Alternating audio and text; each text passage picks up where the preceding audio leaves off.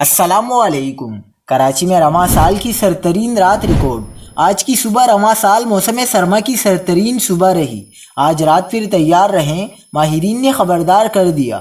کیا آپ حالات حاضرہ سے آگاہی حاصل کرنا چاہتے ہیں؟ خبر کے پیچھے چھپے اصل حقائق جاننا چاہتے ہیں تو ابھی سبسکرائب کیجئے دل مل پاکستان کو اور ساتھ ہی گھنٹی کے نشان پر کلک کر دیں۔ آپ کو بتاتے چلیں کہ بلدیاتی الیکشن کے لیے کراچی اور حیدرآباد میں پولنگ جاری۔ سردی کم ہوتے ہی ووٹرز کی تعداد میں اضافہ ہو گیا۔ صبح سویرے سردی کے باعث ووٹنگ سست روی کا شکار رہی اور ووٹرز نہ ہونے کے برابر تھے۔ کراچی والوں کو بون میرو ٹھنڈا کرنے والی سردی کے لیے خود کو تیار کرنا پڑے گا، کیونکہ آنے والے دنوں میں سردی مزید بڑھنے والی ہے۔ موسمیاتی تجزیہ کار جواد میمن کے مطابق شہر قائد کے شمالی حصے میں گزشتہ رات درجہ حرارت 4.5 ڈگری سینٹی گریڈ تک رہا۔ محکمہ موسمیات کے مطابق کراچی میں کم سے کم درجہ حرارت 6 ڈگری سینٹی گریڈ ریکارڈ ہوا ہے۔ موسمیاتی تجزیہ کار کا کہنا ہے کہ 16 جنوری تک کراچی میں شدید سرد موسم رہنے کا امکان ہے۔